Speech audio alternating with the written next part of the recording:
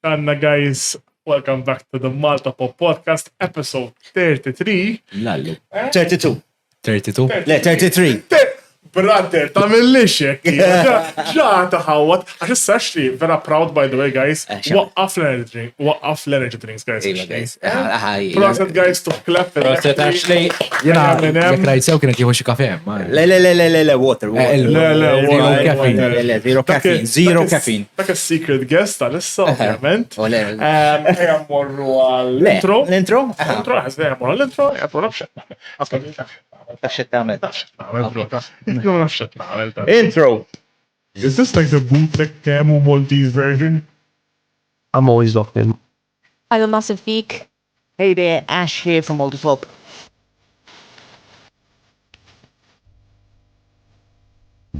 Mela, return ma'kom fuq il-Malta Pop Podcast, Dwayne, għanna il-producer manager, għax Marcos kien ma jiflax.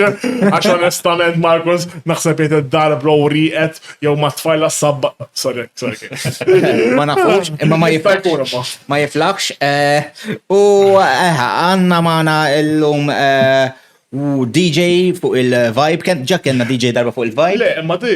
Ma stax nsemmuħ li DJ għalx. He's a DJ għalx, xaddin għalx. L-ewwel DJ, geek, Malti, Imma le, ġibna Luka darba, ma dak jisu l-lox. Ma dak, honest, naħseb dak tar geek. No comment. Sawa, għanna l-Wayne. Should we introduce as DJ Wayne? DJ Wayne. By the way, dal-episode Wayne, Dwayne. Għal għana għagġen ġifiri. Anyway. Ma l-sponsor tal-lum huma Planet Console for any geek item that you want all around us, like all these statues, so kolla sebon pop vines, subum kolla man Planet Consoles, għanna il-Gamers Malta, fi tistaw sibu logħob special editions pal daw, keyboards ta' Shinobi, White Shark ta' cooler tal-laptop, jek kellek laptop antik. Toaster, potato. Tixal Fortnite u taraħi su tira aeroplan. Il-PS4 ta' fuqat xikun t-xela. Yes, ma l-istess ħesil jew. Mela, unbat għanna ovvjament il-solo kafe għall-enerġija, emmessa actually said li ma tanċiħu daqsa kafe. Għati u Wayne. Wayne allura, so mux problema. U kol il-designer fej għamlilna dawk il-nice custom paintings ta' wara Wayne, em ta' Peacemaker, em ta' Konosuba u ta' Jinx. Mek tixtuqo xi ħaġa custom made man il-designer. Jgħamil printing for anything. Printing for anything that you'd like. Anka aktar tard għanna xaġa l-Wayne pala rekordi. Għanna special regali. Mela, that's it, ħannerġaw nitlu nkellmu l-Wayne. Il-Wayne? Wayne, madonna vera ħanħadħawat. Ħawat, għaxax li għandu problemi jitħawat ma l-ismijiet. Jien ismijiet useless. So considering li litra u Il-problema li jett niprofa nifem, it's just one letter. Jekk ħawat d-litra ma nistax nifem xet jitħawat. It's just one letter, bro, kem differenza vejdu tijaw. Mela, alright, fuck off. Mela. Taf kem ndejek, bro, biex ma jafux s-sismi. Da' problema. Whatever. Mela, anke nibdew nkellmuna, inti mhux biss DJ u offertek ukoll għandek x'taqsam mal xi gaming team, mhux Għandu e-sports. Owns an e-sports team, brother. Valid unit? Valid unit, fissa l-ewwel persuna ta' Valid li ġibna ta' I think so, yeah. Ta' Elviz jo ġibna xi klieta, naħseb xi ħaġa. Ġibna il-Leon, Zelian u Dawk ta' Okay, ma ġibna snejt. Jek t-sena xaħat nixtu tawrun. Għax, isma, we're on 30 episodes. Mċans ħaninsa xie għas l-amwala. Leħfru ilkom di. U idkom għadkom rivals maħħom jew. My version, ifim njara, to be fair, I mean, ġo tournaments lokalment. U ma bis. Ġiviri, I mean, l-unika rivali li t-istatejt li nikkompetu maħħom, imma behind the scenes everything is fine. Nitkellmu nitċaċċiraw taf kif mibxejs u beef u ħeżid. Kollox ġliet jisma guys, ġliet u beef malla. It's beyond Fortnite 2019 Malta community. Alla ħajs ikun għaw il-beef onestament għaw Malta, it's such a small community ta' gaming għaw Malta. U l-ulka t-nej teams li huma vera kbar ta' Malta, so biex tejt nkollu kun hemm il-beef ma' xurxin, għastejt ħaq il-ħasil. Jena xikultan niskanta xina vera nsegwi ta' xie il-komunità kif tkun għaddejja, u ġilli ġast rendim li tfaqqas xi komunità xi logħba li tkun ilha li mietet. Żmien u tajt Counter-Strike mill Counter-Strike reġgħet qabel, eżempju. Tekken, I was impressed by kemm qed ikollhom nies. Wieħed Tekken team. Għaxi kont ħansaqsi, xaħna percebi, actually I'm a co-owner as well, għandi my own. Alright. Jena għandi Pros Before Hoes, jismu Alright. PBH, I'm actually a co-owner f'dak, jena. Pros Before Hoes. I'm behind the scenes, ovvjament. Ma jafx jilab, għax ma nilabx actually, I have my other main CEO li juħsibu, mostly the team, jien just jiet emmek. Ma vera, u tilabu Tekken bis. U nabu Tekken bis, we mainly play Tekken on our team. We want to kind of also do other games than just Tekken. Mars will play Tekken. Ħansaqsik actually, ma tkomx Tekken actually. Aħna Tekken team m'għandniex, però bħalissa qed nippruvaw nifokaw, nerġgħu nippruvaw għajmu l-komunità. So qed nagħmlu two monthly tournaments, once every 2 weeks, u qed nippruvaw naqbdu logħob li kienu ħajjin fil-komunità u nerġgħu nqajmuhom. Pal? Sissa minna Rocket League u Fortnite, Tekken konna din nitkellmu fuq u xaġa CS jew Valorant tiġri skuq. Ħansaqsik Overwatch, Għax Overwatch miex mejta. Nasib miet. Overwatch, ara to be honest, they Marvel tried. Rivals ħadeta vera Marvel Rivals, imma Laqqas ukoll, ta' palissa mietet ukoll. Ara, I labta Marvel Rivals that they were comparing it so hard to Overwatch li it disappointed me, to be mux honest. bezekx. Jien mhux bidni iktar. Jien kont like Overwatch kont fissat, like kont għamilt 2 years nilagħbu ħafna.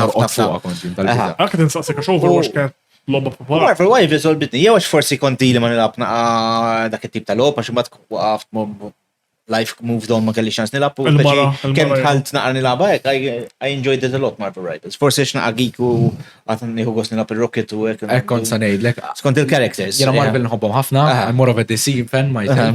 Ma l-oġbok Superman ġdid. Għadni ma rajtux. Għadni ma rajtux. Weja, brother, jiena I'm a big Marvel fan, imma da meta mort is-cinema bro, Superman. Cooked. James Gunn. L-episodju, Superman. Need to watch it, bro. Need to watch it. U fissema laqt id-dekx taqsik il-Marvel Rivals. Marvel Rivals, I mean, Overwatch dejjem tibqa' my childhood game, I mean, lajta regal tal-miliet. Għax qabel Overwatch għax imbagħad s-sada free. Mela, Overwatch kienx 50 euro. Ej, kont xrajta 50 euro. Jien Rocket League, mux l-istess? Jien 39. Le, jien xrajta 50 euro fuq il-PlayStation 2. Prior, minn tam il-prior, da xin 39. Malli ħarġet. Jena malli ħarġet, mela iħarġet xi xarejn qabel il-miliet, kont lajta fil-miliet, Christmas it came out. How weird. 2016. Jien dak iż-żmien, kont niżilta mill-PS, niftakar kien għadda Ejwa, crazy. How weird li it was first. Insomma, kam, Rocket League ukoll, Rocket League t-xija, un budget b'xejja kollu. Kullu bekk jagħmlu jisom għada jbiħħu, għada ħa. Le, it became the metax, it's way easier. Le, it's way harder to sell a game nowadays. The only games that sell are like these big single player games, especially jekk multiplayer ma tantx worth it li tagħmelhom. Honestly, l-aħħar logħba li xtrajt a lump sum of money kienet Hogwarts Legacy, and I was disappointed għal fatt li ma kellix multiplayer. Ossi, xit nol. Le. Kont naf li ma kellix multiplayer ma l-logħba tanti sabiħa bħala open world. Kont ħajdek, I think it was announced qabel. Mela, le, kont naf li mux ġej għall-online, imma Tantu xbitek, they could have done more. Jagħmluha. Ħanku honest, developers ovvjament, ħin probably setgħu jagħmluha, probably dek taf x'għamlu issa expansion jħorġu xi ħaġa oħra. Infloxa. Hemm chance. It could be edited later down the line ukoll bħala server. Eżatt. So you're trying to revive the Kon se ngħix taħseb bħalissa hija naqmejta l-emmaraw. It goes up, it goes down. Jien għandi daqsxejn opinjonijiet ja forsi estremi, però ninħaraq li Playcom biss darba fis-sena jkun hawn daqsxejn ta' għaqda tal-komunità tal-gamers Maltin. Hawn tant postijiet u nies Hemm sena sieħa.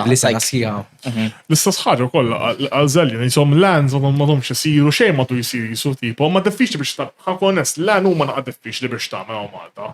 Saru naqa' diffiċli, mhux ħtieb. Fatti Playcom kienu qed jippruvaw l-organizers ta' Playcom. Jagħmlu jippruvaw hija. Ifimni niftakar in-Nova Series kienu il-lens kienu jkunu tajbin ħafna, jitilgħu xeba minn dak it-tfal.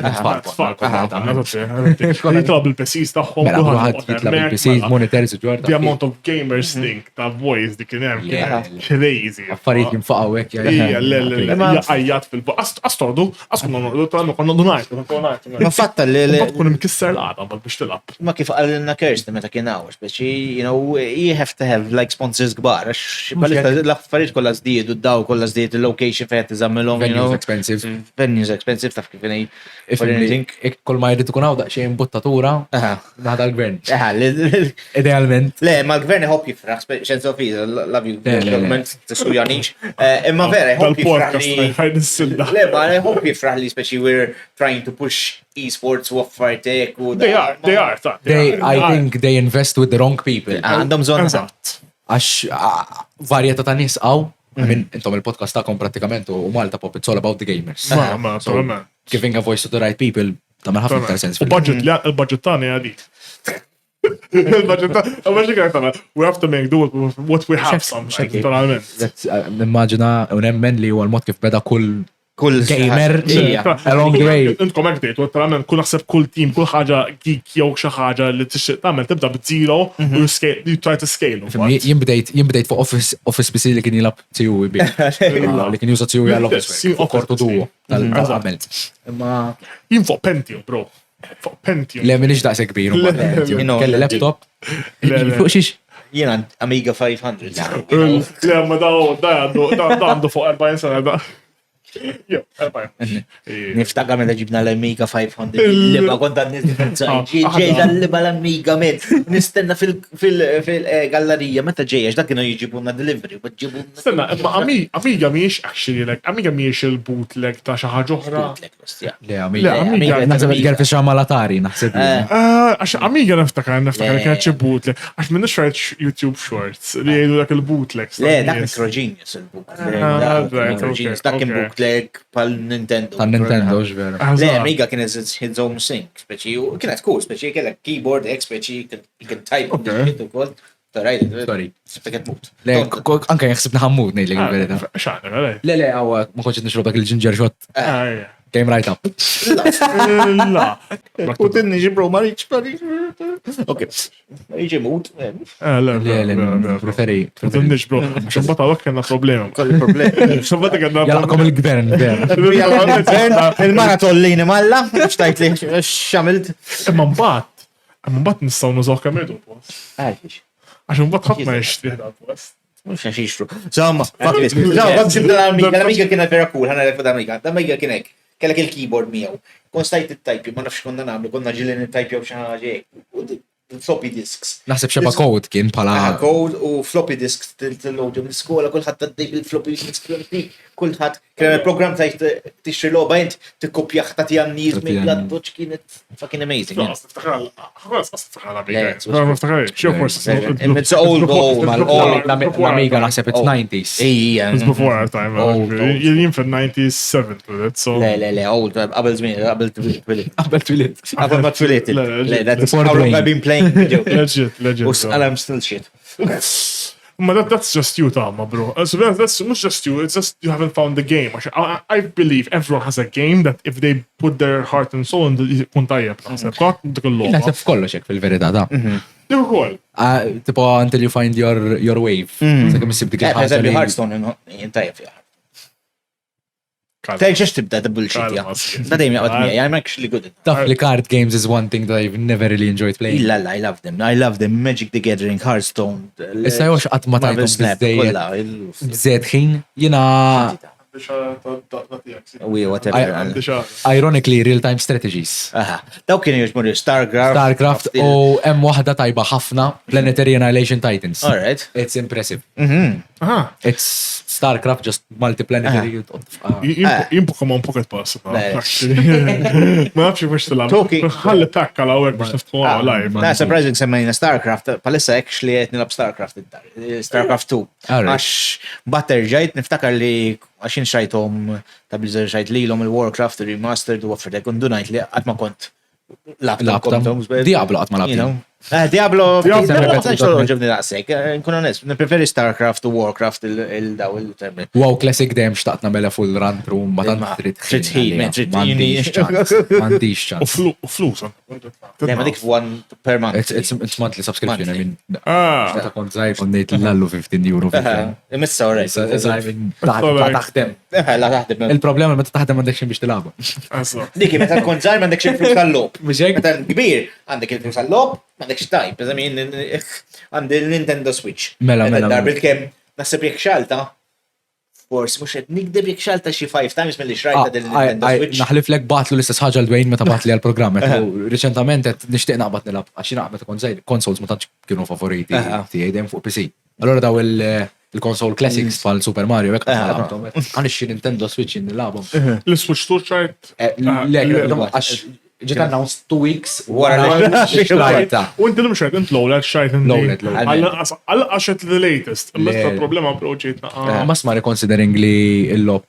Nħorġu lob li jaqblu ma' Nintendo DS. Ejja. Ma nax ninkwetani ma' To be fair, Switch għandek 16,000 games tista' tixtri, so mhux ħad tkun nieqes minn games biex ta' il-ħaġa ċans. Nofs il-titles tal-Switch mbagħad ikunu mhux kollha lek xewwaw. Pereżempju. Jekk tħobb tersaq naqra lej that side of the tech.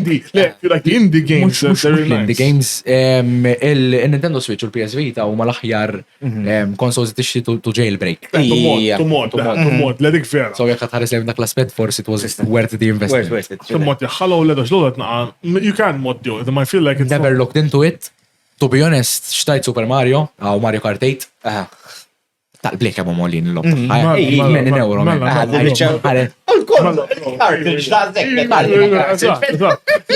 Fil-verta, għandek microchip ġofi, għandek il-ċippa, għandek ġas plastik u ċippa. Lewa, jiexi ftaħta ta' d-daħ, mill-ewel l-għara jiex ma konx ftaħta. Laqsa il-packaging.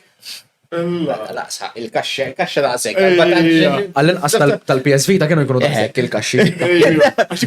Kellek disk, tal-PSP. PS Vita l-istess cartridges pal tal-Nintendo Switch very similar. Ma kienu żgħar, iva. Ma kienu iktar żgħar, insan ta' kumma case kienu iktar. Isa jizli kart zaħira. Ma di għandek kaxxa kbira, jekk kumbat.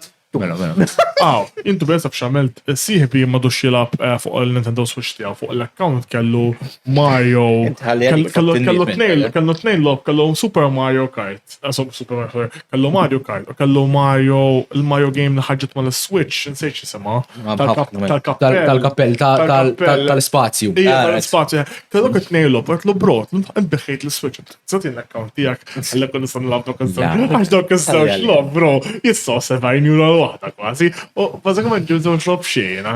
Ta' mux nintawel, bro, li. Veru li. Bro, mux għod nixjon dollop. U x'taħseb li għaw games deserve more love li forsi kun iktar tournaments għaw Malta. Hemm xi lob taħseb li hemm interessat biex jagħmlu għom. Jekk tgħid Fortnite, bro. Le, mux ħanejt. Kif marret tournament ta' Fortnite? Kif nis? Wieħed recall. Honestly, bħala l-ewwel darba naħseb kien hemm registered 30-40 people. Fortnite, I feel like Fortnite people are always gonna apply. Fortnite is that game. Jena, wirt meta bdejt nħares li minn applika. It-tfal. Għax, qabel kont tidħol tiskrolja il-komunità, kulħadd kun jaf il-kulħadd. Ma rafx isem ġiddem mill-li kien. Kienu tajbin għal-qas.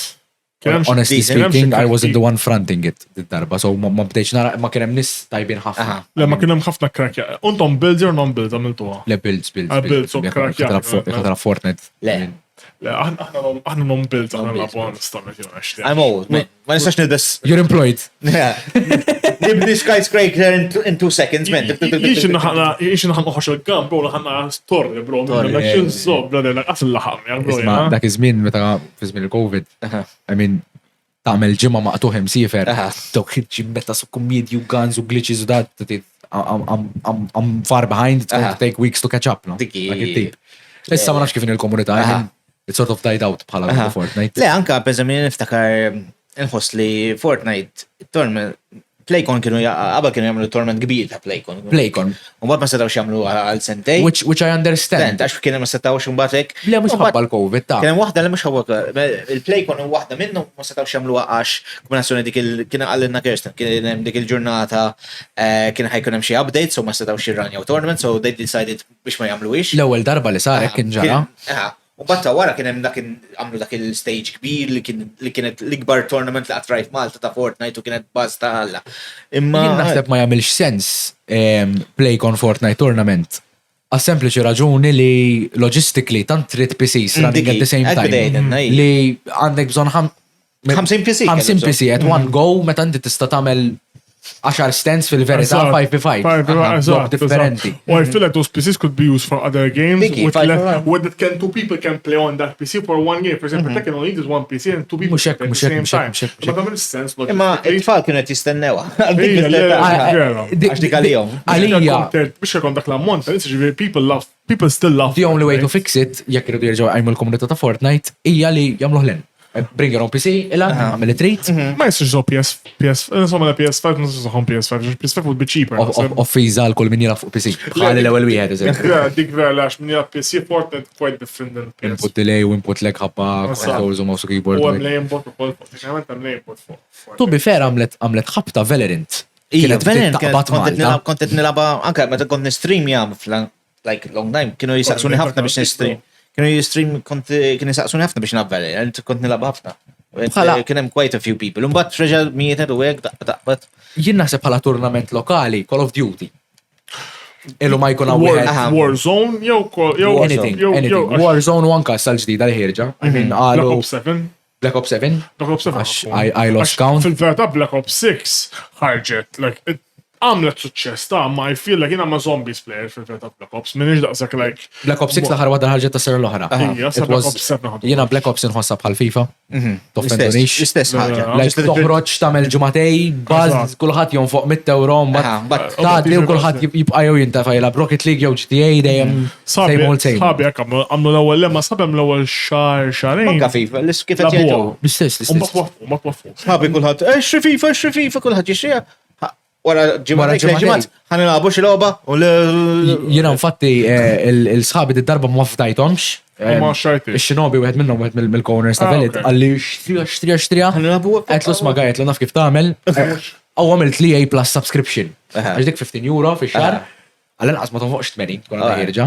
Għamil 15 euro ġitni 30 euro l-lob. Għax laqqasa minna xarajn għalabu. Ġast kanċella So you subscription. don't own it basically, just jisak it-terrent jaħħa. Sa kem tkun evi by the time it dies out il-loba jkunu tkun elek li waqft It's one of those. Le, ma ekki ġitallu misollob fil-verta taf x'qabdu jalabu mbagħad sħabi jew Minecraft jew Ark. They go back to the two games. jew RuneScape. Jew RuneScape ma jalabux. Ma labta RuneScape. Qasin, imma Qasin, actually. ija kontet naqra li surprisingly għall-logħba vera antika palissa għandha vera player base dejjem titla' minn. Jena surprisingly dejjem nidħol f'loba simili ta' RuneScape, same age, Wizard 101 Alright. u Pirate 101. Tilaba. Xi kultant inniżilha xi transon fuq il-mobile pratikament imma tant tieħu baż tirrilassani bħala logħba. Alla. Pirate 101 ġili smajta ma qatek xima. Wizard 101 naf bijax. Pirate 101 nisbaħ. Il-PvE tagħha nisbaħ fl-opinjoni tiegħi. It's like playing chess. Alright, okay.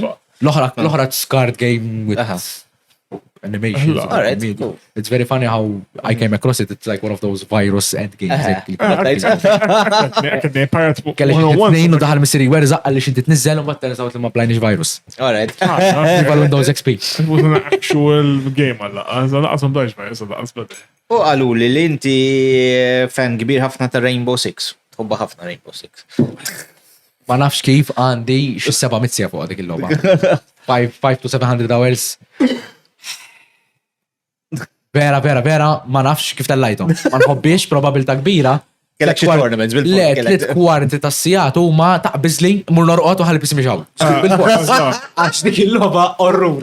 Like ma nistax nifhem. Biex tamel dak l-ammont ta' hours, dak l-logħba verna. L-ewwel ħaġa I respect the community għaw komunità kbira Malta u kieku jagħmlu tournament jimtela. I'm sure għax hawn komunità mqajma tal-Rainbow Six. Ma smajt xi tournaments tagħhom. Le, tournaments qatt ma smajt, imma naf li jabu għax pereżempju jien sabi Meat Pie u Elemento u Fertek.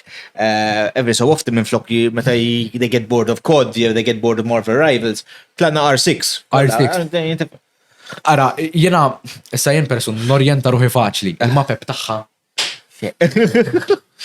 Rage baits. Rage bait, dak it-tip, taf kif. R6 jena, ħagġet ma R6. Le, it's an old 2016. game. Ili ħafna. 2016. Ma jisa jamlu l-updates u Fertek iżidu l-operators u jamlu Iba daw. ħajja. Just, jena kont, mela, jien kelli sħabi fissati wara xhur convincing to play R6, kien hemm l-outbreak tal-cheaters. Tipprova t-grind jar ranks, u taqla ġorasek minn ġol ħitan. Uninstall me, please, taġib nid-dinni, jek tagline fuq Steam, taf kif? Le, jien lab ftit u jien nħobbu misni. Xawis like slow, man. Dik il-ħagġa li tibdum tistenna u għaffartek. Ma ta' dik klaċċa l-1v. When you ace, it's Preferi nice. Counter-Strike minna. Preferi Counter-Strike mit-sena. U jien preferi Valorant, għax Valorant it's Counter-Strike just daqxie iktar. Powers u għek. Le mux power, it's fast pace. Jena peress li I grew up playing Overwatch. Aha. Xorta mux fast so. Tal-limt nisponja mot u t-risponja. Taf kif? Jien vera ma nħuġ gost. Valorant provide naħba, bro. I just don't like it. It's like, you have to actually aim. Jena, vera. You have to wait. You have to aim, bro. Shooting game, you have to aim. You know, I'm that type of COD player li those are the spam guns, you know, jien vera. Jien niftakar meta ħarġu kod fuq il-PC. Uża loading minna. Niftakar meta ħarġu l-kod fuq PC. Mela. Kienu għamlu l-crossplay. Mela. Kulħadd jgħajjar il-PC players cheaters. Mela. Bat dawa main assist qawwija u became unplayable. Għax il-PC controllers dek mal-ewel.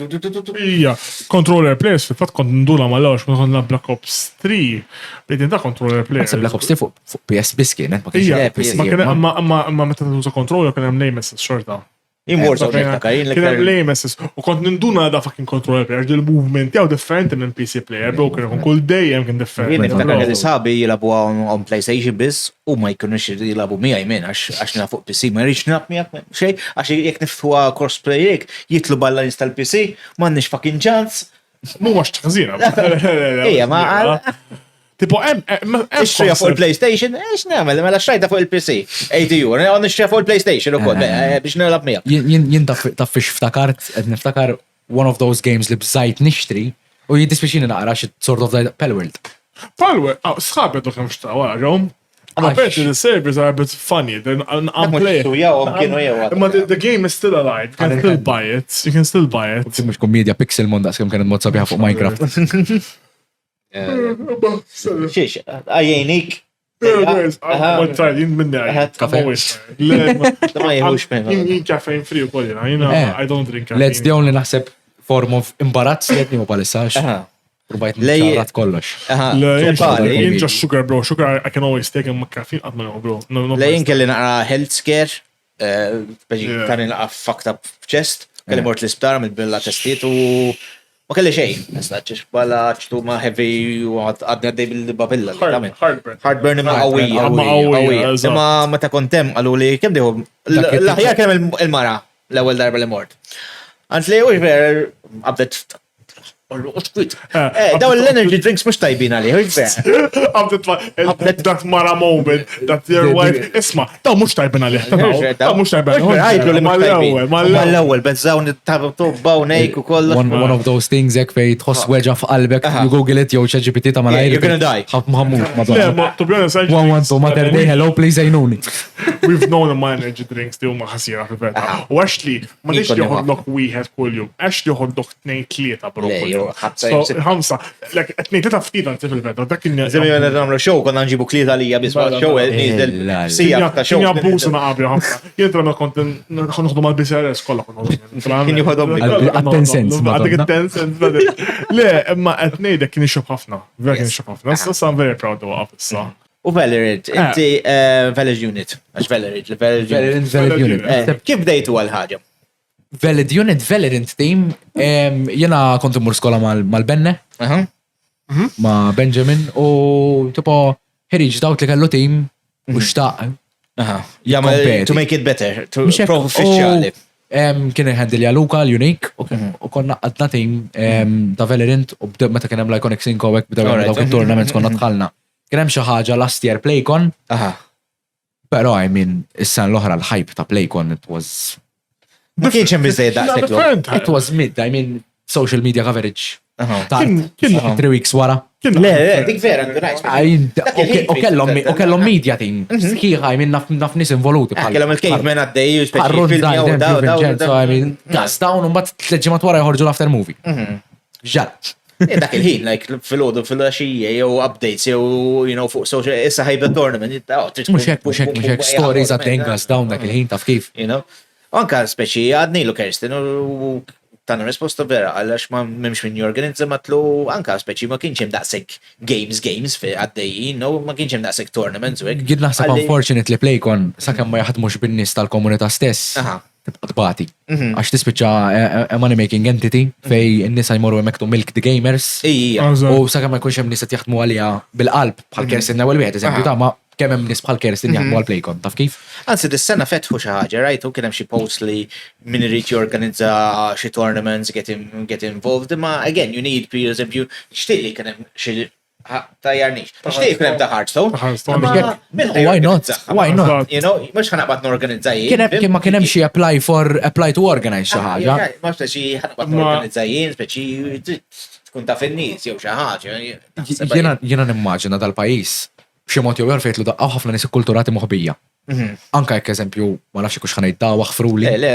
Jekk tagħmel eżempju xi Pokémon card game tournament, jiġu kien nies bil-cards fiżikali hemmhekk. Ma jiġu. Xborru x'maganijiet.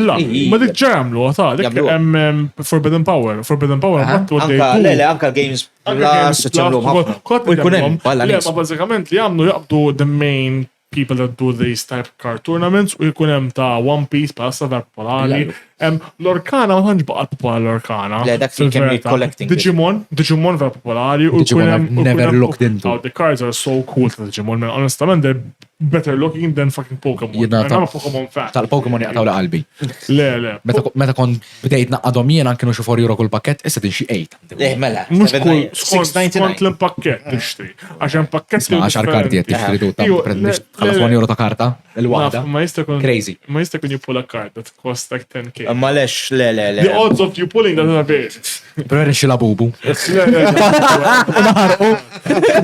La bubu €60 xil-bejt. €60 palestra. Unless you get the knockoff ones. La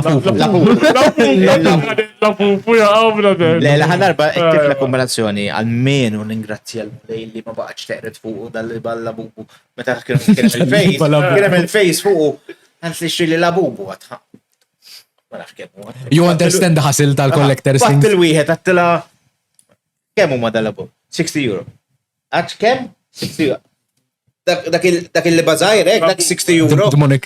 Għattila jmi, €60. Minix. You better have fake. Ija, xajt la wieħed fake u bat ma taċ interess, so fuck that shit. Actually got me a fake labubu, I want a real labubu. Ma għestila kien fake. L-ħalla bubu. La fufu. Dak misprint dak Like the Pop Mart branding ta' parti. Or Le. Pop fight. Le, ma it's crazy. To be honest, naħseb that mood naqgħed tal-labubu. Biex daret phases kien l-Amerika. Beanie Babies. Beanie Boos. Il-Beanie Boos. Jaddu da-żmien da soft toys u bat. It always happens, kun hemm xi ħaġa ġistaqbad. Mhux bħalma kien hemm iż-zomblings eżempju. Ma la bubu naħseb it's gonna keep għax hemm There was as well Hugsy Wugsy. Hugsy Wugsy. Hugsy Wugsy xinu. Etni warja li tabxini Hugsy Wugsy, bro. It was like the sharp teeth. It was like a plush toy. Smajt xi ħaġa ma bro Tech Decks, f'saħħom Tech Decks. Jien għandu waħda fuq desk ta' xogħol. Yeah. Fidget shit ta' kif. La. Tech Decks weren't like that. I feel that this was a boy thing. It wasn't like an actual. Ma le, dejjem ikun hemm dal-craze ta' xi ħaġa. Eżatt. Kull dejjem kien dik xi ħaġa that like lasts for maybe a year or two hekk u mbagħad waħda just dies out. Bakugan, Beyblades, Alina. Bakugan.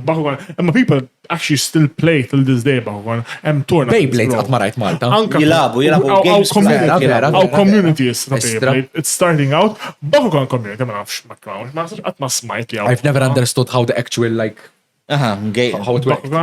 It's different. Kelli minnhom id-dar ġieri bladdoċ ma kif tilabbijaw m'għandix idea. Missa probably ours are illegal probably. Għax ours are probably the OG Bakugans li ma jdomx intużaw. Baqa jħorġu. Mela. Bakugan hemm like xi 5 seasons bro. Like għaxin bqajt naraħ. Is it interesting imma Ready your pitchforks. Mela. Ex catching Pokémon, like dak it-tip qatt ma jirbaħ tournament. Wara 10 years, jew 15 years, rebaħ tournament. Madonna. No, the main protagonist is actually quite OP. Okay. Vera? He's actually quite OP. Imma Dragon Ball OP, Goku shit, he yo. loses, sometimes he loses. Allora- Imma f'da plot armor out of nowhere, friendship, he evolves to this new fucking or just wipes out everyone, bro. Like, Kbira ta' ex-catching wara 20 years. Le- Rebaħ fucking Naħseb- tournament. Naħseb iktar minn 20 sena. And you know what was funny? Like a tournament kien actually, it was in the Alola region u kien base ħabu. Ma kienx actually bej, kien base ħabu. Ħasruħa l-ħjoba. So jekk ma kienx jirbaħ, bro, genuinement kien like, bro, you're a fucking loser. Ja finnis. Brother, what are you doing? You've been training Għaddilu all your life. xaġ minn nirbaħ, please. Għamlu l-pitti tournament biex Le. Imma di Alola region vera suppost fil-verità rebaħ ta' qabel suppost u rebaħ fil-verità. Honest X and Y suppost he clutched it għax kellu Pokémon OP. X and Y, it was the shit fuq Nintendo DS. Mela ħafna. 3DS XL, like, Mux għalek. dejjem Mux għalek. Le, I loved X and Y. X and Y kien hemm 3D u kolla għal darba li. Mela, fuq 3D. U jien vera kan tuġobni ħafna. Imma mbagħad il-problema ħafna l-fans do jikkomplejnaw għax kien naqa easy l-logħba. U vera Vera kienet faċli. You can literally speed run the game within a day. if you want. Jena taf kienet impressjonani. Dik kienet l-ewwel Nintendo li kellha l-feature. Check out on fħira u toqgħod idur kollha fuq l-screen. Nintendo vera ek jivvintaw affarijiet. L-ewwel kienu tal-bliħ. Mbagħad ħarġu l-Wii U. U da' Wii U. Fell off, da' karremi fallet il-kumpanija. Il-Wii U vera ma Play it safe, that's it. Il-Wii U vera ma fimx fej. Le, fim tal-fej falliet. Għax it wasn't the thing that they wanted people. Taf li I don't understand it għax b'xi mod ieħor Nintendo Switch imbagħad għamlet suċċess. Eżatt. It's literally the same thing without the detachable Joy-Cons, taf kif? Le, ma l-Wii U il-problema li kella ħafna flus.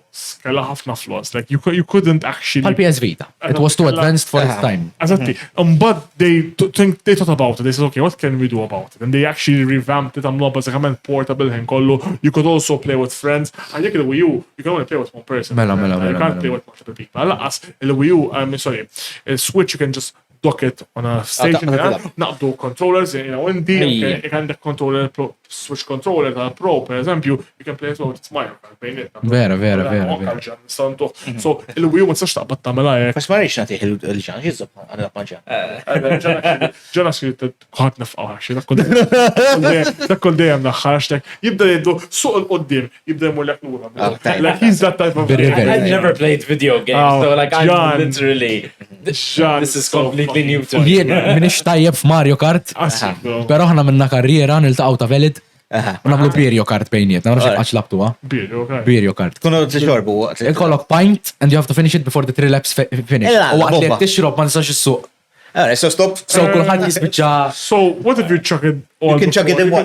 You can do it in one, imma 3 games in you're dead, but ta' kif. Ma sena, mux just one beer. No, every time. Every Every game. There's only 4 laps. Ejja, ma jek tagħmel Grand Prix sħiħa ħadd tispiċċa riqet. Imagine għandek 17 matches, 17 points.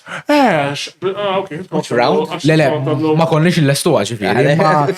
It's a way to break the ice. Ta' kif konna nistgħu bejn bit That's something I would play. Namlu għabejniet, nagħmlu Mario Kart. Something really fun. Għandi Mario Kart imla. Jina, beer mux not my favorite. Drink ma nixorbu. Intuk xie ċoklit leker. Baileys, inti Baileys drinker. Bil-Baileys. Baileys drinker. Pinta Baileys. I love that chocolate shit, bro. What are you? You love that chocolate shit. That is crazy. Crazy That statement. sounded so bad. Actual chocolate, guys. That's actual chocolate. I don't know, bro. Oh, he clocked it. Lele. Clocked it, brother. Dak DJ jaf xinu jgħamil, bro. Mela ħasab. This is not geek related. Not when like at the DJ. Like, how drunk are you most of the times? I never drink before I play. Vera, Inti fuq radio bis. Le, jien ndoq fil-klabs u koll. Ġampula, paċi, vilu, It was ġampula, ħajf, radio jgħaddej bil-whisky u għaddin nizel. I got warned about this, meta kontatni vera zaħir li tipo don't get into the cycle li to get your mind's creativity wearing tixrob. So, ftit wara li bdejt indoq, and I eased into and didn't feel as nervous. Just deċidejt li jisma' qabel ma ndoq. Jgħat fejn jgħat xogħol, like you need to keep a standard for yourself. Erħi, la ġifieri biex qed ngħidlek ħanoqgħod bidifidi nixrob l-ilma biex kun birra l-ewwel hemm taf kif. Ma mhux li ssir ta' Le, I mean, tajta kompletament. Alla, għax dik it-tensas, għax ħafna DJs kunu l daħna bro meta kont ta' fil-verità tensas dik għax qatt ma nkun party, so lek qed nkellem party, mhux tek mhux ħassib. Isma' it's a very weird dynamic, ġifieri considering li bħala bniedem nippreferi my Saturday night ninta faddar nilab. Però mbagħad I enjoy the music ħafna, I'm a music nerd ukoll, so Alla. Għax vera, differenti minn gamer, but feċi like DJ. ironically it stemmed from gaming. Mużika ma meta kont żgħir, so kont doq il-kitarra, il-pjano u dawn l-affarijiet, però mbagħad tipo dejjem tilab il-lob, tesperimenta bil-mużika, deċidejt darba minnhom mixi mixer. Alright. U spiċċat addiction to ease off from the games indoq. Alright, tisboga. Nisboga kif. Għax fil-verità I mean, so I look at it issa tilab loba taf kif. Wobba. Il-mixing Playing with music. U fej id-doqs? Indoq maġi 7 ġampula. Alright, Tojru, shadow, I mean, Postiet li mhux ħakunu moħħna fihom. maġġoranza tal-postijiet. Ġambula ġilli. Actually, intu żbira ġampuna. Lej, krem Ashley, intu żbira ġampuna. Le, Vince. Open for all ages. Ma mhux jiġu Ma attakkaw. mbagħad nissu in brackets, no Ashley Pershel kids. No Ashley Eric Pershel. Għax kem għandek. Le. Only young people. Le, issa l-aħjar morna it-tifla sanda 14. Mara daqt ta' tgħidlek da din nista' nitla' please. Le, l-ewwel morna il-Summer Days għax ridet more like music xi ħaġa. Ma l-aħjar l-aħjar morna jien il-mara nisfnu u nipammi u kien hemm DJ Albertino ta' żmienna beda jdoqmu party. U t-tifla u l-ħbiba tagħha edinek. Ma kienex taf. Ina sabet iktar tuħu għos ikket mur fil-6, le, mur fil-15, 15 jew 17. Aħna fil-17 morna. Ikket doktar għos mur fil-15, għax kien Essential, kien Kien hemm Mabel Central C. Mabel Essential C. Ejja, ma dak il-ġurnata basta nixi morru, so morna 17. Għax inti dik il-ġota Taljan, il-disk Taljan mux ħan. Vera, kien hemm balla Taljani, u mhux buha xejn. Malta bħalissa l-monta Taljani li hawn impressive. Le, fatti kien hemm nies. Kien hemm wieħed minnhom minn sejt ma nafx kienu beda jgħandna u speċi sin spiċċaw nofs kien hemm balla nistel speċi ġew propja għalih min. Għawrit kollok is-saħħa ġifieri ġo Ġew pajjiż. propja għalih min. Dak kien DJ Taljan u just. Le, u kien il-rapper Taljan. Rapper Taljan u just abaġġi u fida waħda tel. Ftakar nofs turisti jiġu għax problema tal-concerts huma quite cheaper fil-verità. Also, dal-kafe impressive, Ma nafx tfajtu li fih, ma. Tajjeb, għajmek. Ħasti għallox. Le, għandi, honestly, bdejt nara spajkjaċ il-heart rate. Bampjat. Dak naħseb kemm għandu Caffe. Jena vera, I'm a sucker for strong coffee. Dal-kafejn, like. Ma tu solo kafe si. Solo kafe. Probabli mux ħanorqot il-lila. Le, don't worry. You torqot. Le, palissa Ikon neħu 5 energy drinks on ma punta. Dak għalek kellu problema. Tax kien jieħu 5 energy drinks u ġust xinta fajolqot. Da sejk. Problema. Ġila għamil xi mixtape ta' gamers, like.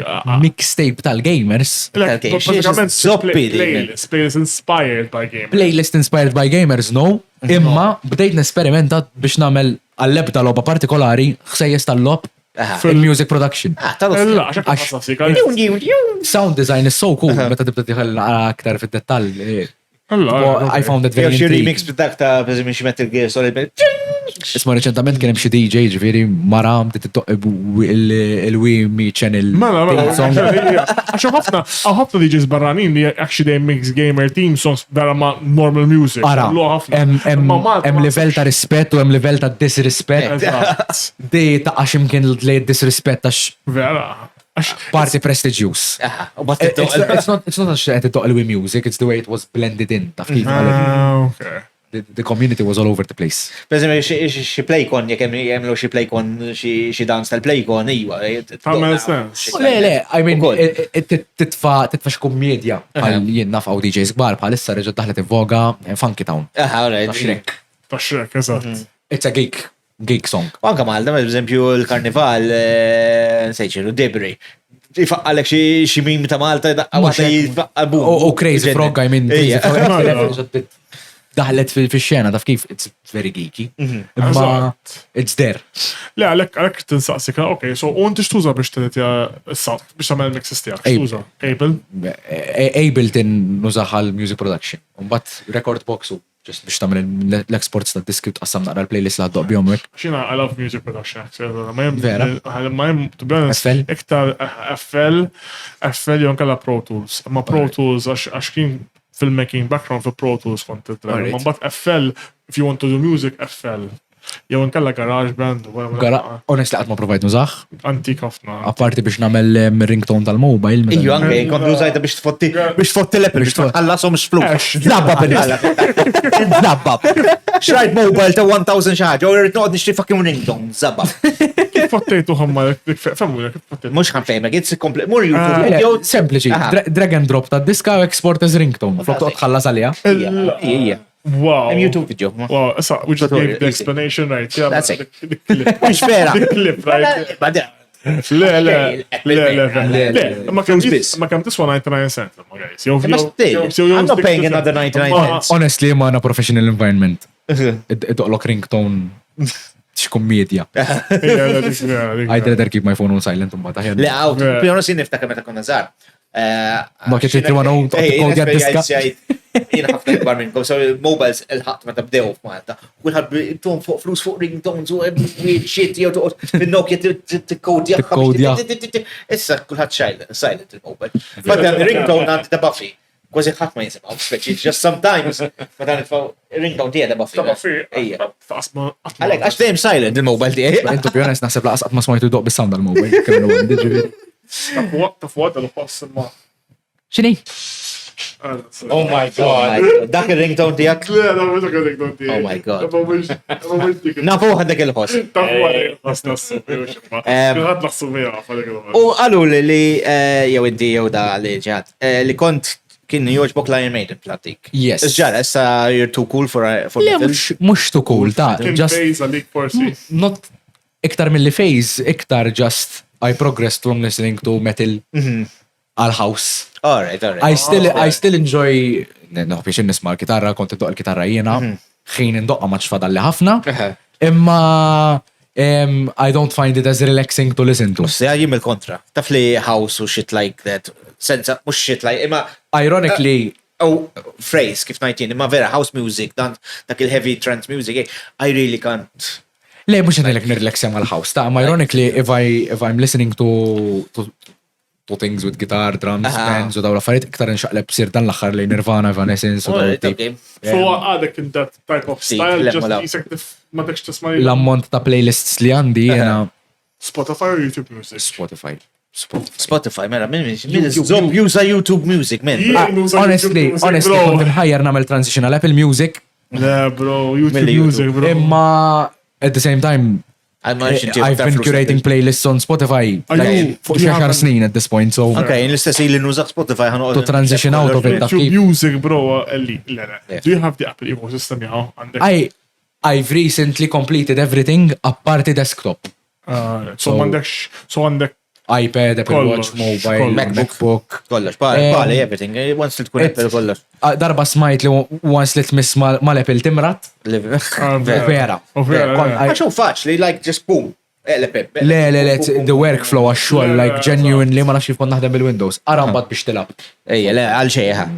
Don't try. Provide ninżel StarCraft, għatlek xejt nilab StarCraft, għan nisfaxħa fuq il-MacBook. U MacBook Pro għaddi, u xorta fucking teħel u slow. Le, it's not built for that. There is a MacBook to set up games. I had the best MacBook. MacBook Pro. Stop. Le. StarCraft lob antika, ta' should run.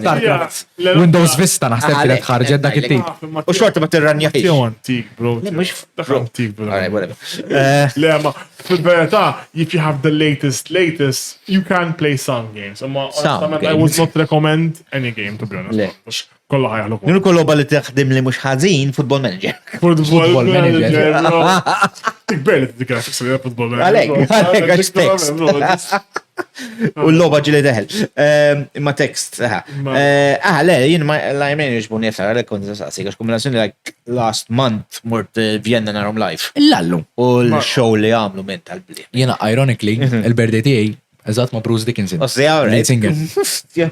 Amazing. Rajtu, Ashley fuq il-viral clip tiegħu ma' Iron Maiden biżejt il-babek u ma' X'inhija? Eċi bullshit. At a point, ħajjart nagħmel tatu ta' Eddie. Already. Tal-Iron Maiden, għax vera jogħġobni l-karozza tagħhom. Like, il-diski tagħhom based on history. Taf kif it's very nerdy imma. Aha. Le, u fatti il-live show tagħhom amazing. So, per eżempju, għandhom bħala persona li tħobb il-mużika wkoll, l-interaction li jagħmlu b'da live, mela għandhom screen enormi warajhom. U the screen mhux per eżempju xi big screen li tara l-pubs jew għal xi connect, so high quality. LED panels dak it-tip. Li vera hekk li tara LED ħireġ jistgħu kważi 3D hekk għaddej minn minnu. Hemm biċċej kważi jitla fuq il-data hija jibda sejjer it was so much the interaction li jagħmlu mal-diska u x-show ta' warajhom tal-blimin. Fucking I mean, isma' Iron Maiden fil-verità, they're such an OG band, probably miss. Their budgets are insane. Mhux daħalek. They are Budgets are insane. probably not that small, ta' posta kemm kienet tickets u concert.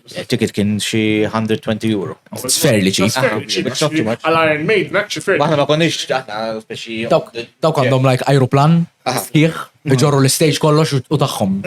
Point das. Fej kont impoġġiet. Le, aħna decide. Nemmel rajtom inti? Ma nżelx isfel mhux Le, ġifieri jaqsam. with vote for that shit. Għaxna morna kolla aħna, kolla 44, Kelli- 46. Tamillu waħdek? Tajjar malaj, bro. Kelli disappunt kbira xin l-aħħar album l-ħarġu. Ordnajt il-vinyl u waslet qatt. Waslet għad. Stja. U vera like disappuntat. Dikija, tumra. Kont ħraqna. Le, jienu l-uniku vinyl li xrajt. Le, mux vinyl, xrajt CD. Kondil ma nixtri CD zmin. Kienu ħarġu wara. Mux ħana Montana. Kera. Mux ħana Montana, brother. Orjiri, ta' għandu ħana Montana CD. Bis-serja, Hannah dajjem. Montana Le, like le, le, speaker, le. Hannah Montana like Kien shut the fuck up now for me. Hello Kitty Guitar. Le, kienu ħarġu fuck you. That's crazy. Kolla kemm intkom, fuck you. Le, kienu ħarġu, kienu ilu ma jħorġu album il-Blink 182. Alright. U kienu ħarġu. bro. U Ordnight CD, fucking CD. Laqas għandi CD player, ma għem Ordnight, u xtant kienu They're so, funnily enough, Il-krazza. Vinyl, zik ta' vinyl popolari minn iktar CDs. popolari minn CDs. Laqas għandek il-sip CD, vinyl sip, vinyl player bla dot. Your car. I am yet to see the Walkman or the iPod making a return. Le, ma. People mod, I- mux Walkmans, they walk iPods. Le, iPod għallu ħajamluha. U tafal għax I'm in 2025, one of the most searched terms on Google is dumb phone. So jekk ħammurru lura li tipo carrying separate tech for separate things. That makes sense. Yeah, for me, it doesn't make sense.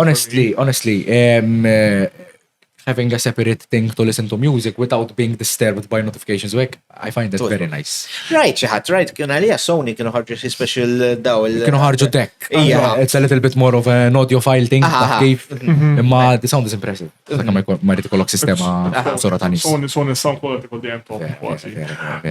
Inta il-karts tiegħek m'għandekx CD player. Għandi CD. Allora you can't play the CD. Ma rridx fotti ħallejtu stabil. Ħallejtu CD. S-serja ta' għax għatnit il-karts tiegħu l-antika bro. Yes. Batilu bil-posta. Le. Ħobbu ta' one of my favorite homies ta'. Thank you. Qed nara l-kappell. Favorite Joker. Ma favorite Joker joġobni ħafna tal-video game ta' Arkham Asylum. Alright. U pala live action. Pala live action ħatitħa il-vera joġobni. Tgħidix ta' Suicide Squad ta' Le, Jack Nicholson. Tal-Batman. Le. Tal-antik nef. tal-antik. Ta' Jack Nicholson, ta' Batman ta' Michael Keaton. Ta' Arnold Schwarzenegger. Fejn Arnold Schwarzenegger. Le, dak. Le. Ta' Jack Nicholson. Check Nicholson bro. Someone looked it up, għax ma nixi. Jena ħajt leġer insomma di. I mean, Wis. Le, da' Android, ma nafx. Da' Android, ma nafx taħjena bro. Dak jek. Jack Nicholson pala Joker. Jack Nicholson Joker. This is going to be a weird. I was right. Da. Għara xiru. Ija, eżatt. That guy. Isu jimmet għon fil-ħodu. Abjad kart. Tal-ostja. Dak kim vera kun me. Dak kon rajtu s-cinema, fi Sara Kemilu. Jena ħejt leġer li ktar għet li oġobni. I mean, you can't really beat that bħala Joker. Il-problema, I liked him in the actual Joker movie, il-one, but fit-two. The two is just a bad film. Le, fittu, dak mi jidir li ma. so Did he that- commit suicide during filming? She's super tight. I am doing well, da l-ossja. Joaquin Phoenix. Yeah, I'm confusing him with Joaquin Phoenix. Oh, the Joker movie was so all over the place. The one was good. The one was, jien biex nistina ma niftakar meta kon morna. No, man. What just happened? Mind fucking Malla. Peak, man. Għetni kabbit for Joker 2, guys. Umba Joker 2 ħareġ. musical gaga, ma nafx iż-żokkin. Lady Gaga, they have a song, Lady Gaga, and the actual song. Jew le, am I confusing? Le, xej. I'm tweaking it. I'm tweaking. Heath Ledger kien fit-tu. Oh my god. Fit-3 u l-4 u l-5. Ħajkun f'next year ukoll. Also, forsi unpopular opinion, Robert Pattinson. Pala Batman. He's good. I think ma stawx jisibulu parti aħjar. He's good. Jiena ġobni pala Batman. Issa rrid nara x'ħajamlu James Gunn il-min ħajjaqba tal-Batman tiegħu. Għax he's not going to use him for the Estra. Batman. Ma dik hija l-problema tad-disimen. Wis taħwit. Għandhom, I mean, għalija fl-opinjoni tiegħi ċertu karattri li għandhom disiw ma ħafna iktar żviluppati minn tal-Marvel. Il-problema hija li they are not backed up by Disney. And they reboot too much. Kollu ħin. I mean, għamlu dak x'ismu, Justice League. Sastru ta' film, Madonna. I'm glad they rebooted issa u James Gunn. Superman kien wieħed mit-tajbin. Issa, I wish the Batman jibqal li għandhom palissa, għax kien tajjeb, ma ħsibx ħakun tajjeb. Honestly, l-aħjar biċċa ta' xogħol li għamlu għad-DC kienu CW, Barrow Flash, Datera, Supergirl.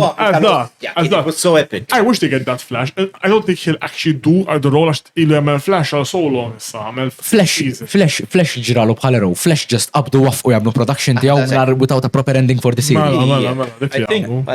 I think at some point I had seen that they're getting Barry Keoghan to do the Joker in the one of Robert Pattinson. Li kien hemm ġabu l-hints. Like he has a burnt face. Ma dak ukoll dak blaset. Blaset. That's very similar. Vera, right, l-images taħħalef. Vera. Joker jrid ikun witch propja, vera fucking late. Just like We have to see that. A perfect crazy face. We have to see that smile. What is that smile? Għalija eżempju ta' Suicide Squad kien wieħed li ma nafx. Provaw jgħidu biha. Suicide Squad. Gangster Joker. Mhux hekk I mean. U bil-kem der, literalment bivoni sin for 2 minutes. Naqa ma Margot Robbie jekk ħares għalija out of shot. Għasek, man. Ma ġiġi spara għall-aeroplan jew għall-etnej jitlalem. Kif għam Brian Reynolds kienu għamlu teaser ta' Suicide Squad 2 jidirli. Ryan Reynolds jidir Ryan Reynolds kien le. Limu, Suicide Squad 2. Fil-trailer Ryan Reynolds jider u kif jibda l-film joqtluħ mal-ewel. Le, mux Ryan Reynolds ma kienx fih. Pete Davidson. Pete Davidson. Il-marketing tiegħu, posters tiegħu, overtake, imut mal-ewel. Uħalsu għal 5 minutes bizna. Probably you got a bag. Marx like they paid them well, I assume. Ifimni, naħseb literalment budgeting cut just to do actual marketing u bar. Eżatt. Tafx konħajt is-CW verse oġbitni għamet għamlu Batgirl. Batgirl ma kienax daqs. Batgirl? Aha. Kien hemm Batgirl żgur, jew Batwoman.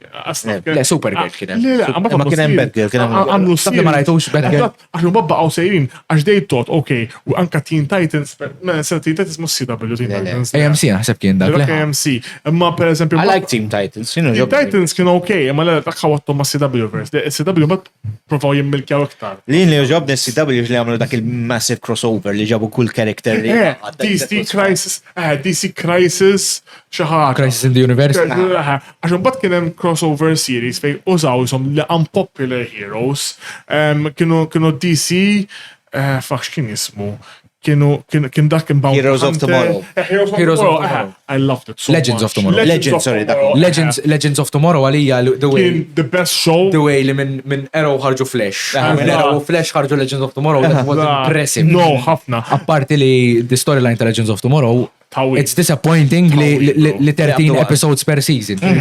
Li I wanted so much more u il-continuity nkollu all over the place. To be honest, that's what makes Legends of Tomorrow. U għat jgħidu rajt ximkien li ħajkompluħ, ma bat ovvjament. Le ma naħsibx li ħajkompluħ. Waqfu kollox.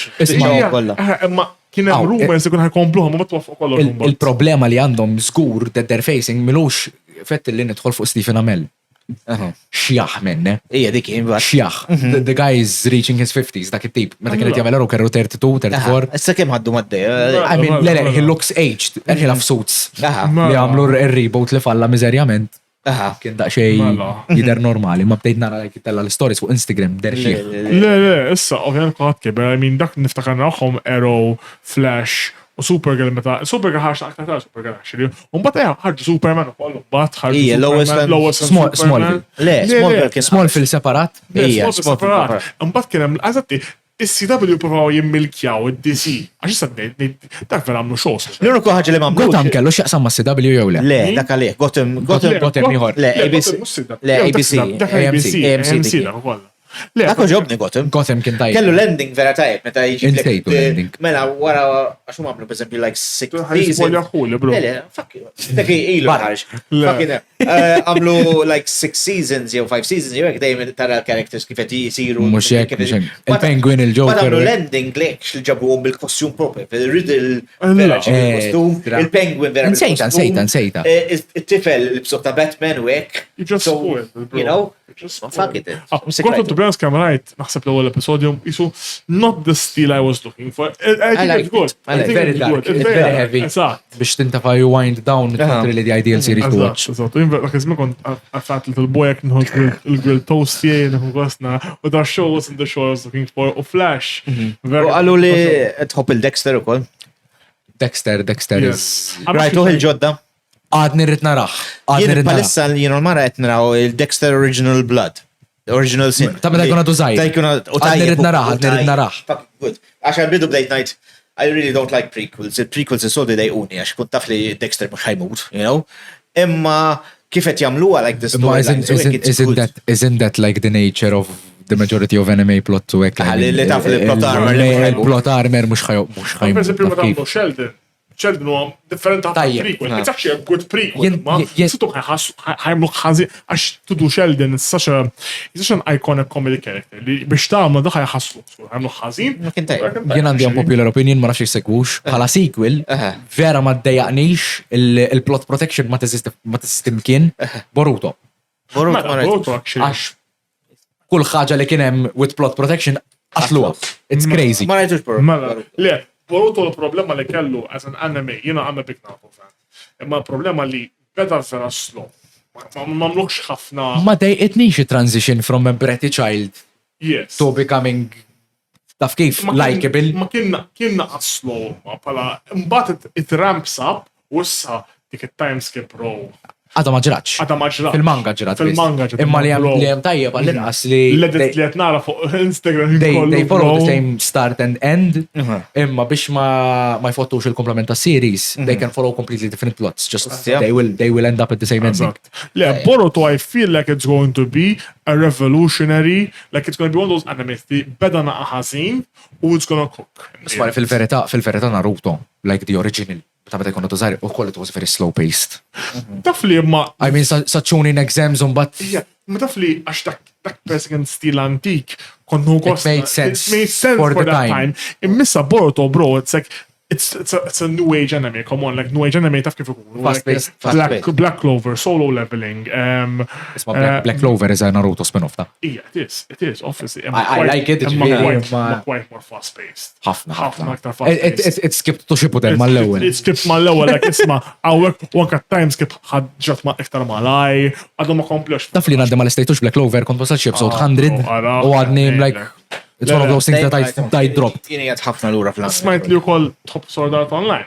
Sword Art Online is so cliché, I love it. I know, it's that anime taste. Would I like it? Yes. The problem is that anime, that people don't say it's their favorite anime because it's kind of hated the anime. It's the anime that got anime commercial. Let's put it like that. So people, there's this hate in the community towards it. Isekai. You know what an isekai is? I like isekais. It's an isekai. Explain. Okay, an isekai is that thing behind you, Konosuba is an isekai, but that's a joke isekai. That's an alright. When you basically die and you go in another world. The ħaġa Sword Art Online didn't actually die. He actually just got trapped in another world. Milux taf xrajt tajjeb isekai The Legend of the Health Hero, xil-ma. Shield Hero. Shield Hero. That's a betrayal. That's a sorry. Jien ma tax tifhem ta' technology. I'm just an enjoyer. It's an isekai too. Isekai ukoll. It's an isekai too. Imma dak huwa betrayal story. Isekai fejn main hero kun betrayed. I'm waiting for Ma ngħidux the. actually, ma nafx vera sabiħ. It's so good. It's so good. You'd like this as well actually. Shield Hero mux li he's overpowered jew hekk, le, dak li or dak. Le. Le, Shield Hero is OP. He's OP. He is He's OP. OP. Most isekais that I mean character. Konna super He's the OP. He's the OP, an OP Aha. character, taf kif? Cool. Taf li Super Mario's an isekai? Oh yeah, He goes to a different- world. Jena naħseb just plumber li xabab mill-ħajja sar mall on the job, like, u tħanaq biex ġopaj bil-lum xħanaq baz, taf kif? I feel like isekai is a word that can be used for anything. Technically, sort of online as meat. Just he just went to another world. Alex, so Super Mario went to another world. Super Mario's an isekai. Went and stayed there. that's it. Mushrooms for life. That's my guys. Princess Peach. Wouldn't you stay for that Princess Peach? Yeah. I would stay for the beach, not for the princess. brother. Le, to be honest, yeah, I would stay in that world. Anka minja, like, honestament, bro, you get to, like, fuck shit up, you know?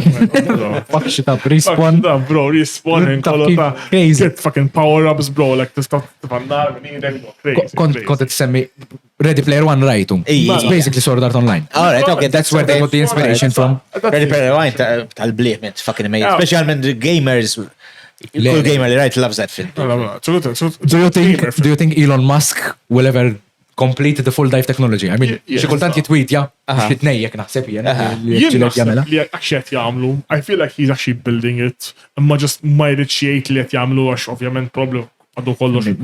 Elementary test. Neuralink, honestly, ma nkunx sorpriż li he tries to pull a Sword Art Online, Il-problema hemm batin nibża, bro. I see all these animes, like.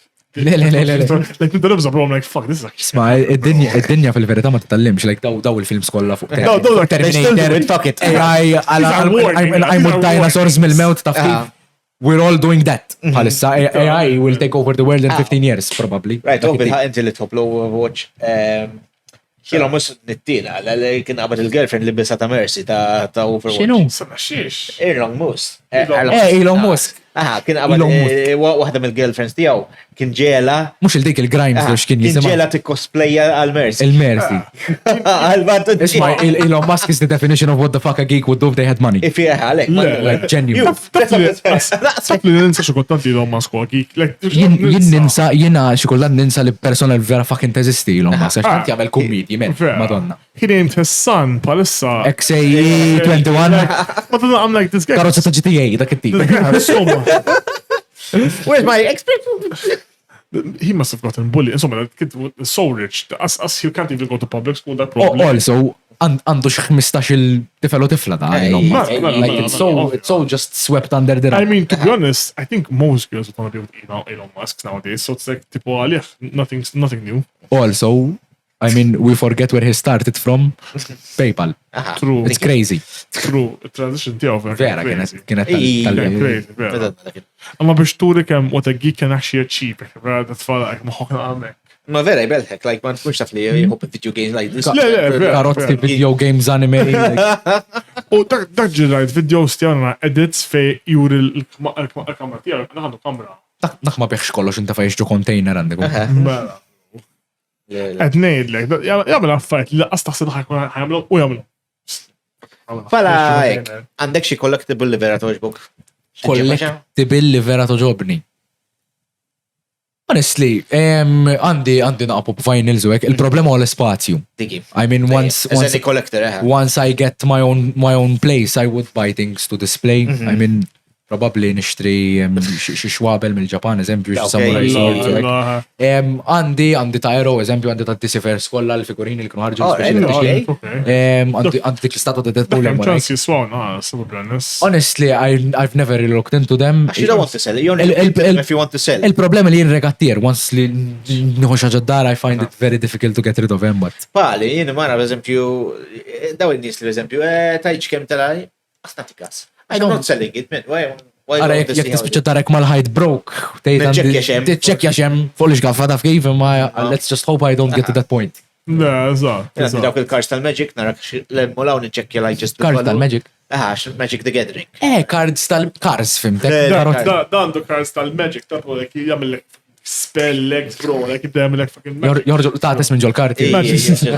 Magic type shit, bro. Nishtiqa għallex xaġa neħħililek mid-dinja. Collectible, naħseb to be honest, du kelli naqqat ċaġa partikolari.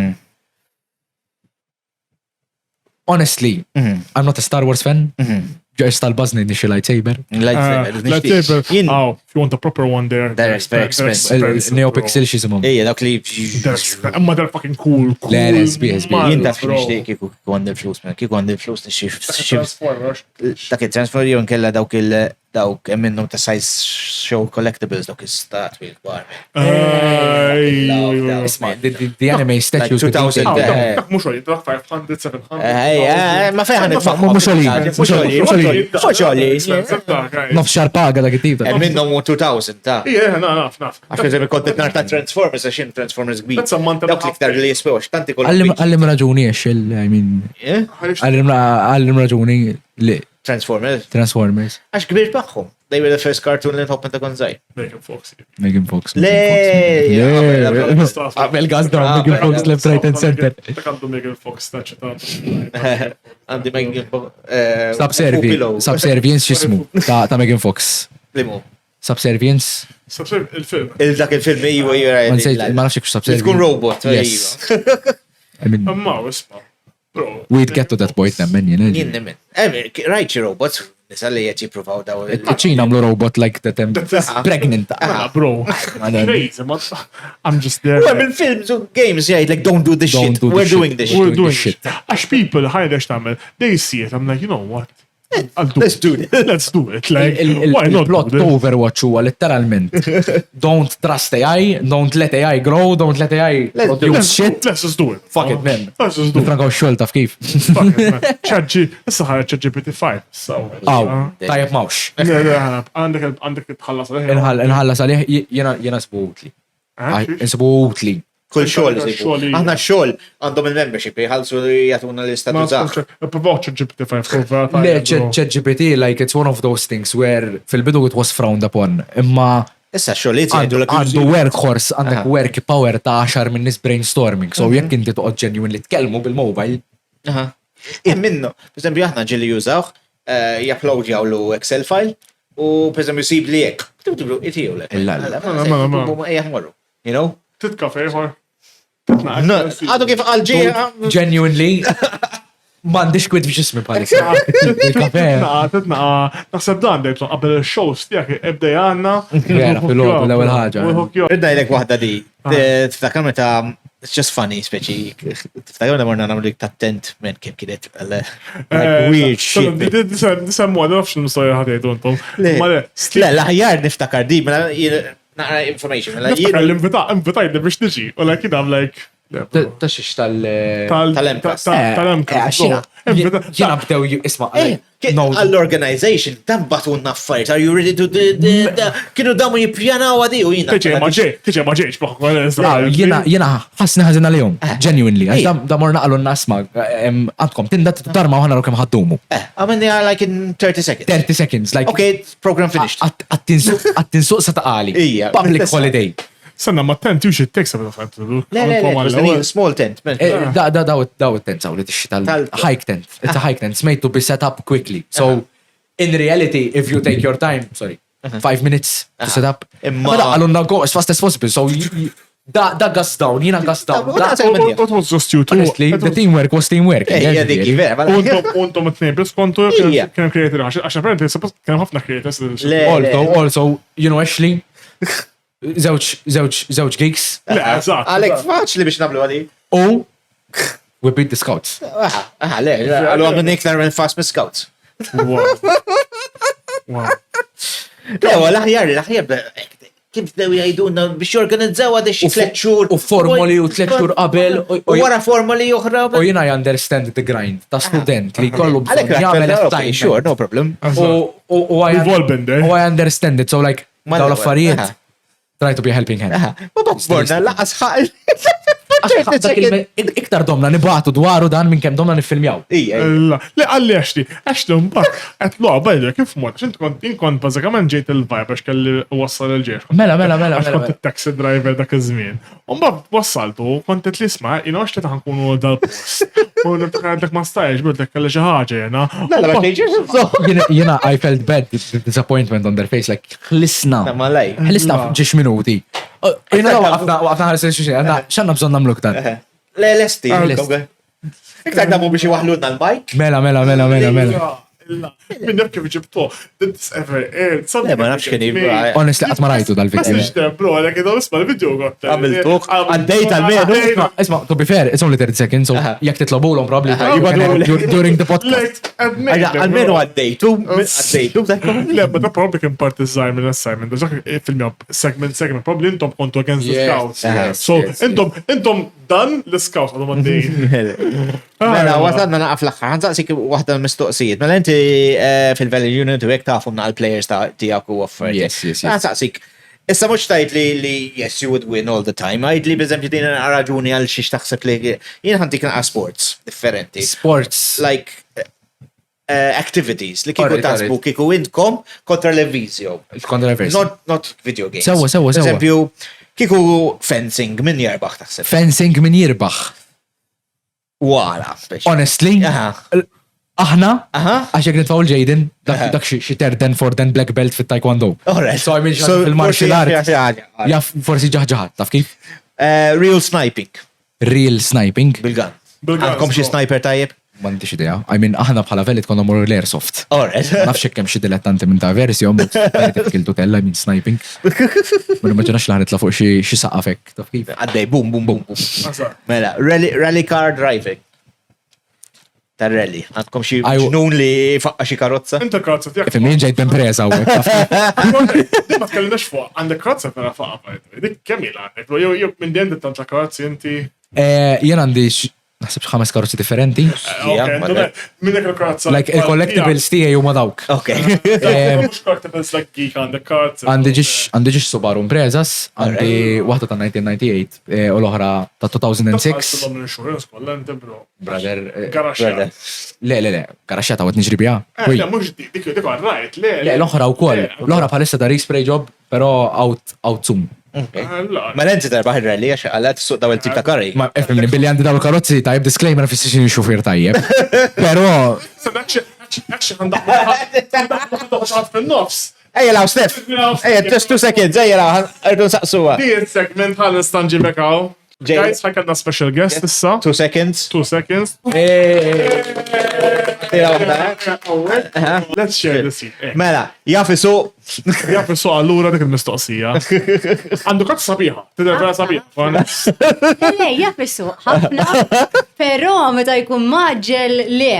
Ġifiri on a daily basis u koll. Kull-jum maġġel. Meta jkun tard.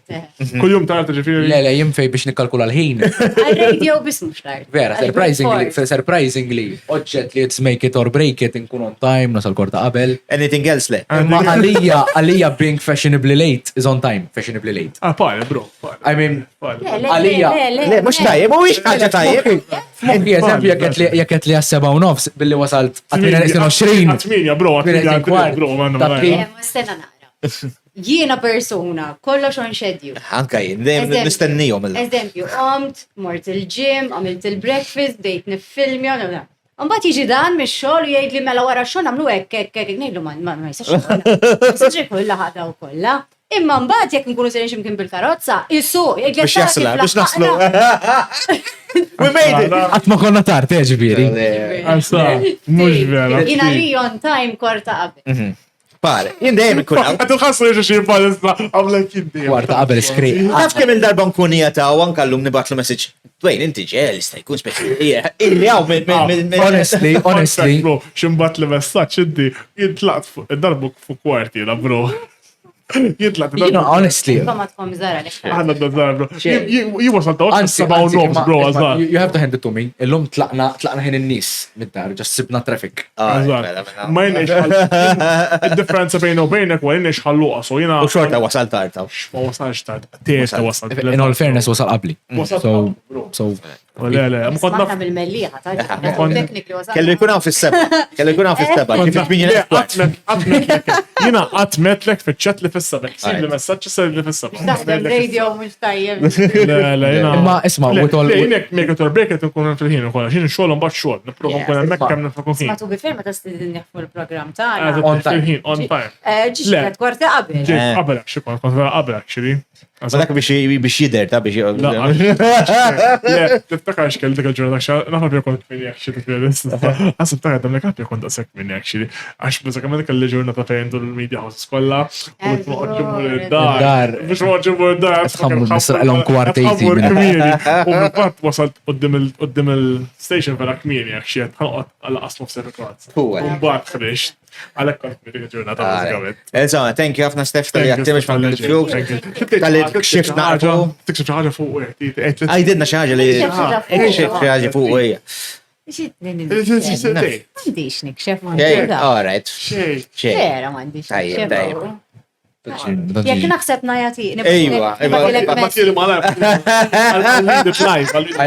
I don't jump from rooftop to rooftop every night, so. All right, okay. I've never seen you and Batman. Arrow bħalissa, so għanna naqra. Għatma rajt li l-ek jew Arrow jew Batman in the same room, so ma nimmenx Fair enough. So kem naħum in the same room, bat nistanem minnum bad.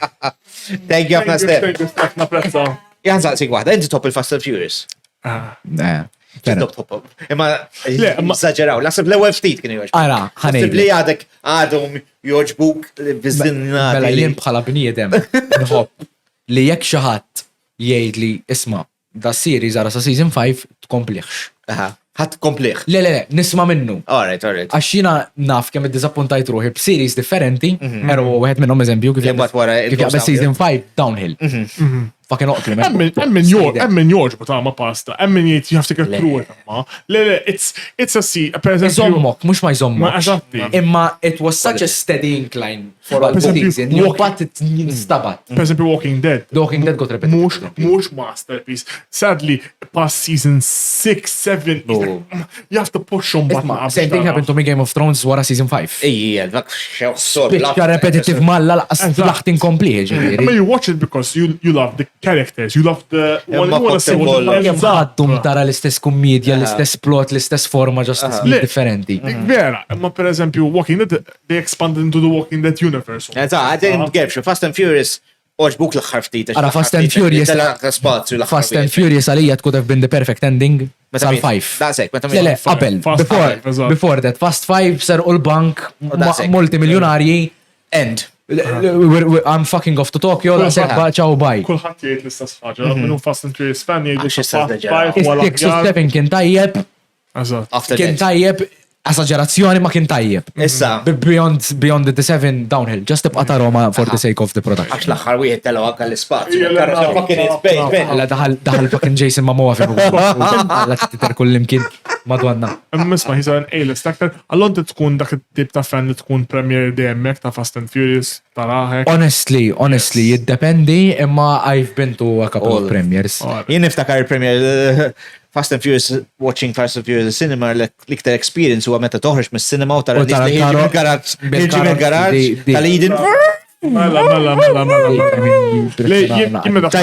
Dawraw Fast and Furious, guralla. Jimma daħħax Fast and Furious, ma għanċa suq ħazbin, so. Right, naħseb għet il-cinema Fast and Furious. Għandek upcoming project. Upcoming projects, I mean, valid, palissa din nipruvaw naraw xħan għamlu. Ħabba tournaments. Playcon ħatitlu u għek. Playcon għabek ħankunu. Taħseb terbħulom, Rocket League d-darba. Għaxin ma terbħulom. Honestly, ma nafx jekkux ħan izbalja blaħanejt. Predictions. Laqas prediction, I think they disbanded the Rocket League team. Two of their players dropped. Għax beda jkellibna Mikele, jekk irridu xnaħdmu xaġa fl-imkien, to be honest.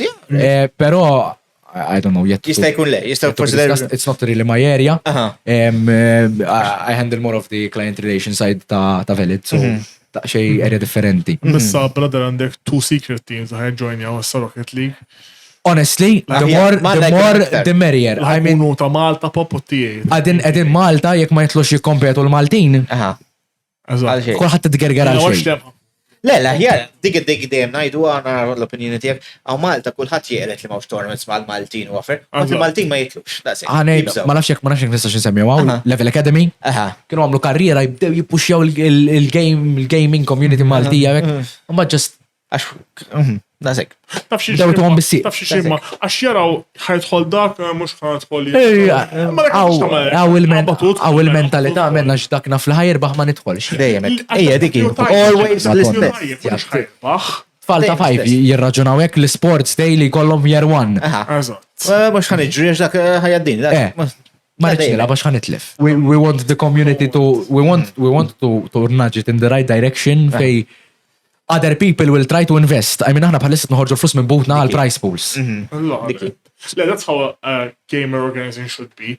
Il-problema hija li You need it back from somewhere. Mhux għax you need it back, insa dak. I mean, we do it because we love it. Imma next step biex torganizza l-en, eżempju, biex tagħmel l-en, tikri l-venue, tikri l-postit kollha. I was thinking about the logistics. Out of your budget.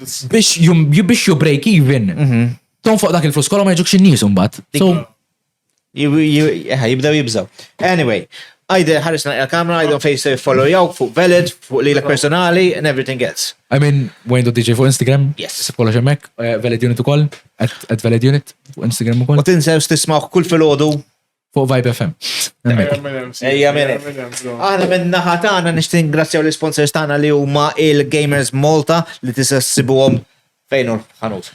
Santa Vera. Diki. Għax mux Birkik, għax Birkikaw ħajda, ma Santa Vera. Santa Vera. Għannu ġdejt emmek, kollu balla collectible special editions, keyboards, kollox li jekenti game, titħol MGO gamers, għandhom everything. Okay, enough. Il-Planet Console għal geek stuff, collectibles, toys, transformers, vinyl pops, anything you want over there. Il-designer għal prints pal daw, any high vera printing, anka mal-ħajt, mill-lek ħajt sieħ, Jistemlek printing fuq anything, palissa issa ħandu l-guest gift speċjali minn Malta pop għal da season ħajqlaw gift li qas jimmanna, qas il-għob. Dan għalik pala reporġja. Mek ta' Malta pop. Dak t-sensibu għamant il-designer, għolli għakam jgħak joġbok. Emmi, so dak għalik, so jamlu printing on anything u ningrazzjaw Caffe. Tal-Caffe li ħa. Tal-Caffe li, I'm not joking, look at this. Maġa crush, that's it. It's crazy. It's great, ma t-solo kafe. Għanna ningrazzjawkom, narawkom next time. Thank you ħafna and peace. Peace.